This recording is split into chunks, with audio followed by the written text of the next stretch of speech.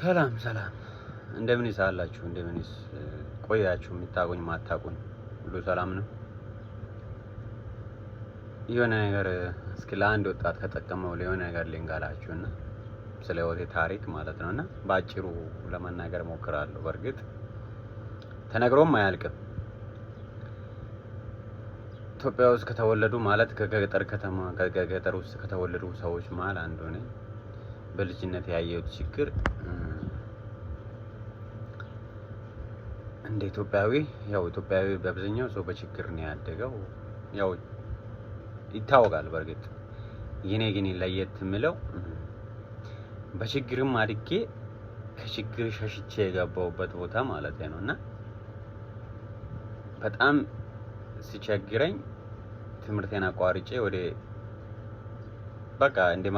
መከላከያ ተቀላቀልኩ ማለት ነው። በልጅነቴ ማለት ነው። ቢያንስ 2003 ማለቴ ነውና ያኔ በደንብ ልጅ ነኝ። ግን በርግጥ እንደውም መልማዮቹ ራሱ ጠርጥሮ ምናምን ጠይቆ ነበር። በቃ ደርሷል ብዬ ከችግር እየሸሸሁ ስለነበረ ማለት ነውና ገብቼ ያየሁት ችግር ስቃይ ታውቃለህ። አሁን ሳስበው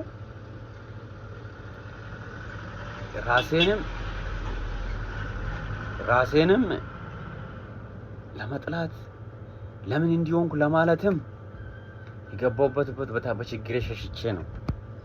ከችግር ሸሽቼ ወደ ችግር የገባሁበት ቦታ ግን የባሰ ችግር ሆነብኝ። የባሰ እንደ አጋጣሚ 4 ወር ምናምን ሰልጥኜ ምድብ የደረሰብኝ ቦታ አያምጣው ነው። በቃ የተረገመ ሰው የሚደርስበት ቦታ ነው የደረሰኝ። አስባችኋል? በዛ በልጅነቴ ጉልበት የሶማሊያ ጠረፍ ማለት ነው። አሁን አብዛኛው ሰው አያውቀውም። የሶማሊያ ድንበር ወደ ባይዶዋ ጎዴ ያኔ በመኪና አይካሄድም። ልክ እንደ ታጀበ ነው ምናምን ጎዴ የሚደረሰው ያኔ ማለት ነውና ሰላም አልነበረም። ያን ቦታ የተመድቤ ያየሁት ችግር ያየሁት ስቃይ በእውነት እኔ እንደዚህም እንኳን የሚሆን አይመስልም። በዛ ላይ 200 ምናምን ጥይት ነው የምትታጠቀው፣ መሳሪያ አለ። ያን ሁላ እየኖርክ በነፃ ባለው 700 ብር ነው ደሞዝክ። በዛ እያለ ይመጣል። የባሰ ችግር ውስጥ ነው። የባሰ እኮ አይሆንም። ያን ኖሬ በቃ አንድ ጥልን ለመጥፋት ራሱ ማይመች ቦታ፣ በጣም ጫካ በረሃማ፣ የምትተኛው ፕላስቲክ ላይ ፍራሽ ከተኛሁት ቢያንስ በ6ኛ በ5ኛ ዓመት ነው ፍራሽ ማቆ ማለት ነው። ለሲሞ የሆነች ፍራሽ የተሰጠችው የት እንደገባች አላውቅም። ለዘላለም የተኛው ፕላስቲክ ላይ ኖርማል ኬንዳ የምትባል ፕላስቲክ አለችና አሁን ያን የምናገረው ለምንድን ነው? አሁንም የተሻሻለ ነገር የለም። በርግጥ ከዛ የወጣሁበት አወጣጤ ልንገራችሁና ኖሬ 8-9 ዓመት ታገልኩት እዛው ማለት ነው። 9 ዓመት ታግሌ 1 ሳንቲም እንኳን የለም። 1 ሳንቲም። ታዲያ ምን በቃ ተስፋ ቆረጥኩት። በዛ በኋላ አጋጣሚ ያን 7 ዓመት ከታገለን በኋላ ወደ ሞቃዲሾ ወደ ሰላም አስከባሪ ደረሰ። ሰላም አስከባሪ ሲደርሰን እግዚአብሔር ይመስገን ሰላም አስከባሪ በጣም ተደሰተን። ቢያንስ 100 ምናምን ሺህ ነው የምናገኘው። እየኖረን ከዛ ሰው ቀነሰ ተባለ። ሰው ቀንስ ሲባል አብሬ የሚቀነስ ሰው ጋር ተቀነስኩ። ተስፋ ቆረጥኩ። ቀን እያየሁ ቀን ጨለመብኝ። ያዝኩት መሳሪያ ያን የቀነሰን ሰውዬ ኃላፊዎች አሉ። ያን ኃላፊዎች አጥፍቼ ላጥፋ ትዝ ሲለኝ ወደፊት እኮ እኖራለሁ ገና እኮ ወጣት ነኝ እላለሁ። እንደገና ትዝ ሲለኝ እኮ ከዚህ እኮ ቢያንስ ሊሻሻል ነበር እኮ የተወሰነች ገንዘብ ላገኝ ነበር ብዬ ተስፋ አረጌ ቆይቼ ከዛ በቃ የሆነ ውሳኔ ልወስን ብዬ በጣም ብዙ ጊዜ በቃ አይምሮ ተመላልሶ ሲመላለስ ቆየንና ከሰላም አስከባሪ ተቀነስኩት። ያው ስትቀነስ ቢያንስ 50 ምናምን ሺህ ነው የደረሰው። ከዛ መሀል በቃ ታመምኩት። በቃ አይምሮን በለው ሌላም በሽታ ተጨመረና ታመምኩ። ከዛ ወጣሁት ሪፌር ምናምን ተብዬ ወጣሁ። የተወሰነ ጊዜ ወደ ከ7 አመት በኋላ ወደ ቤት ተመለስኩት። ቤተሰቦቼ በጣም ደስተኛ ሆነው ነበር የተቀበሉኝ፣ በባዶዬ ማለት ነው። በባዶዬ ተቀበሉኝ። የተወሰነ ከነሱ ጋር ኖሬ ከዛ በኋላ እነሱ ከሰላም አስከባሪ ሲመለሱ ወደ ኢትዮጵያ መጣሉ ብዬ የዛ ኢትዮጵያ 3 ወር ተቀምጬ ነበርና ሲመለሱ ሄድኩት። ያን ገንዘብም እኮ አልተሰጠኝም። ያ ተቀንሼ የነበርኩት ያ ገንዘቡ ራሱ ወደ ሕክምና ሲሄድ ወደ ተመላሽ ነው የተደረገው። ከዛ እሱን ሄጄ በቃ ባዶዬን ነኝ። በቃ እኔም ውስጤን የሚያውቀው እኔና አካውንቴን የምናውቀው እኔና ፈጣሪ ብቻ ነን። ብቻ ወጣት ነኝ፣ ብዙ ነገር ያምራል። በቃ ተገድበን በቃ ከችግር ወጥቼ እንደገና ሌላ ችግር ስትታይ ከማንም በላይ መሳሪያ ያዝክ፣ ትልቅ ሰው ሆነ፣ ትልቅ ባለስልጣን ታጅባለህ፣ ትልቅ ሀገር ትጠብቃለህ ለስሙ። ግን ከዛ እየኖረን ከዛ አዳማ የተወሰነ ከዛ ወደ መሀል ሀገር መጣን። ከ8 አመት በኋላ ወደ ኢትዮጵያ ማለት ነው። ኢትዮጵያ መግባት ራሱ ብርቅ ነው የሆነብኝ። ፍራሽ ለማተኛት ቤት መተኛት ብርቅ ነው የሆነብኝ። ሶማሊያ በነበረ ጊዜ ዝናብ በለው ምን በለው እንዲሁ ሮኬትን ለብሰ ነው እዛ እንትን የምትለው ማለት ነው። እና ብቻ ምን አለፋክ በቃ ያለው ሁሉ ችግር እዛው ነው ያለው። አንተ ምናልባት ገንዘብ አትል ልትቸገር ትችላለህ፣ ጤና አትል ልትቸገር ትችላለህ። አንተ ግን በህይወት ኖሬ አስታውሳለሁ 3 ወር ሙሉ አንድ ልብስ ለብሼ አንድ ጫማ ለብሼ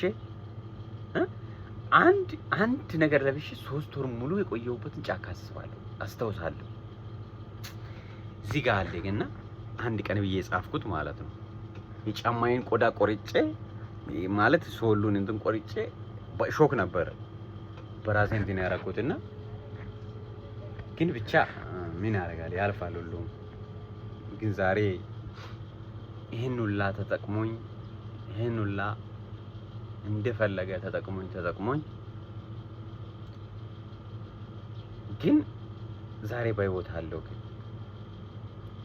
ከዛ በህይወት ያለው አጋጣሚ ሲፈጠር በመጨረሻ ከነዚህ ከኖርኩ ሰዎች አብሬ ኢትዮጵያ እየኖርኩ እና ሲቀጥለው ማለት ነው። ከዛ መጨረሻ ወጣቴ ከነሱ ጋር በቃ ብሬ ውስጥ ልቅም ይዤው እየኖረን አዳማም እየኖረ ከዛ አዳማ ወደ ሆሳና ምናምን ተቀየረ። ወደ ማለገር መዞር ጀመረ። በጣም ደስ የሚል በቃ ኑሮ ትንሽ ተሻለ። ገንዘብ ባይኖረን የተሻለ ኑሮ መኖር ጀመረ። እንደ ኑሮ ሲቃየን ነበረ። በቃ ቤት ትተኛለህ፣ ፍራሽ ላይ ትተኛለህ። እግዚአብሔር ይመስገን እየኖረን 2013 ጦርነት ሊደርስ አካባቢ 15 ቀን ምናምን ሊቀር አካባቢ የትግራይ ጦርነት የተፈጠረ ጊዜ ማለት ነውና አስቤያለሁ። በቃ እኔ በውስጤ በቃ ወደ ውጭ ለመውጣት አስቤያለሁ። ግን ወደፊት ነው እቅዴ ማለት ነውና ፈጣሪ በቃ እንዲህ ለፍተሃል፣ እንዲህ ተቸግራል፣ እንዲህ ባዶ ሆነሃል፣ እንዲህ ባዶ ነህማ መሞት የለብህም ብሎ ፈጣሪ ሲፈጥረኝ አላማ ስለነበረው እኔ እዚህ ሀገር መምጣት ለኔ ትልቅ ትርጉም ነው ለኔ ማለት ነው። ባልወጣ ኖሮ ሟች ነኝ፣ እርግጠኛ ነኝ 100% ሟች ነኝ። ለምን እንደሆነ ታውቃለህ?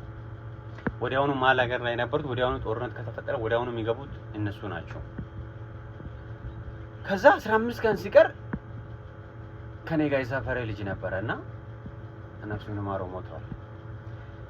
እሱ አጋጣሚ የወጣ ወንድሜ ወደፊት ያሰበውን ያቀደውን ከዛ አሁን ካልወጣ አለኝ። በቃ ማክሰኞ ደውሎ ሐሙስ ካልወጣ በቃ እንዴት እኔ እኮ እቅዳችን ምናምን የነበረው እኮ ለወደፊት አይደለም። በቃ ወደፊት እቅድ የነበረው ቀርቷል። ስለዚህ ውጣ አለ። አጋጣሚ 2013 መስቀል እንደባላው ነው ማለት ነው። መስቀል እንደባላው ከዛ ቤት መጥቼ ነበር፣ ሆሳና ቅርብ ስለነበረ ከዛ አጋጣሚ ሞተር ይዤ ነው እንደማይርኩት። ከዛ ተመልሼ ሄድኩ፣ አይሰጡኝም። ስለዚህ ሞተሩም ደግሞ መመለስ አለብኝ። ከዛ ወሰድኩትና እንደገና ምን አልኩት፣ እንደገና ፍቃድ ጠየቅኩት። ሌላ ችግር ተፈጥሯል። እዛ ይዤ የሄድኩት ሞቶር ላይ ሰው ተገልብጦ እኔ ጭኜ ሰው ተጎድቶ ስለዚህ ተጠይቄያለሁ። ስለዚህ እጄ እንትን ማድረግ አለብኝ ብዬ እንደገና ፍቃድ ጠየቅኩት። ከዛ ፍቃድ ጠይቄ ከዛ አጋጣሚ በቃ ቶሎ ና ተብዬ ተሰጠው። በቃ ፍቃድ ተሰጠኝ። እግዚአብሔር ሆይ ወዲያውኑ ከዛ ቤተሰቦች እግዚአብሔርን በደንብ ይጸልያሉና ስለሚጸልዩት እግዚአብሔር እነሱ ጸሎት ነው እኔን በቃ እስከዛሬ ያኖረኝ። ቤት ሲመጣ ምናምን ይሄ ቤተክርስቲያን አባቶች ምናምን ቁጭ ብሎ እኔን እየጠበቁ ነው። ከዛ ወደ ያጠፋሁትን የበደልኩትን በቃ እዛ ውስጥ ሳለሁ ተበላሽቻለሁ። በቃ ጣጣለሁ። በቃ ያ አላጨስም በርግጥ ግን በቃ የሌለብኝ ሱስ በቃ ሁሉ ሱስ አለ በዛ ላይ ማለት ነው። እና እግዚአብሔር ሲያተርፍ በቃ ወዲያውኑ እኔ ከዛ 15 ቀን እንደቀር ወጣሁት። ወጥቼ መንገድ ስደርስ ማላይ ስደርስ ይኸው እኔ በህይወት ኖሬ ምስክር ነኝ። በህይወት ኖሬ በቃ መኖሬ በጣም ትልቅ እንትን ነው። አሁን ይሄ የነሱ ማስታወሻ ነው እጄ ላይ ቀለበት ያደረኩት ማለት ነው። እና የጓደኞቼ የሰጡኝ ናቸው። አንገት ሐብልም ሰጥቶኝ ነበር። እሱን ለየቴ ምናምን ሰጥቼዋለሁ ሲመጣ። ከዛ ከ15 ቀን በኋላ ወዲያውኑ ጦርነት ገቡ። ጦርነት ተፈጠረ ተባለ። በቃ እኔ በውስጤ በጣም እንትን አለብኝ። በቃ በጣም ገረመኝ። እንዴት ነው በቃ እንደዚህ ይሄ የሚጠነክርም አልመሰለኝም ነበር። በቃ መንገድ ላይ ያለው የተወሰነ ጦርነት ተፈጠረ ሲባል ሰማሁ።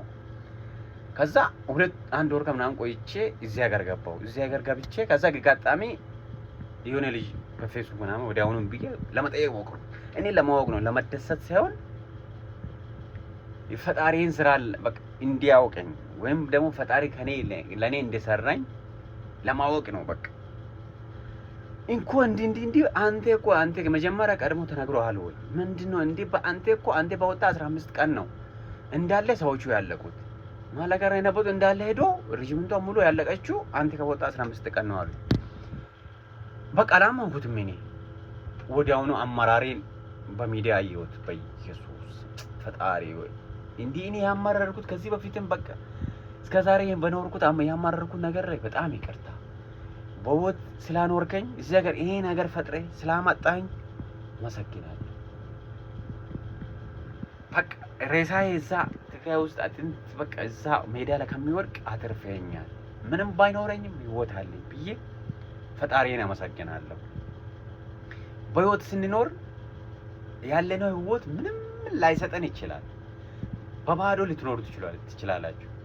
ግን አንድ ቀን እግዚአብሔር ለዓላማ ብሎ ጎትቶ ወደ ተራራ እንደሚያወጣ እኔ ስላለኝ አይደለም ወይም እዚህ ሀገር ስለመጣው አይደለም። በቃ በህይወት ስላለው ራሱ ትልቅ ሀብታም ነው። እግዚአብሔርን አመሰግናለሁ።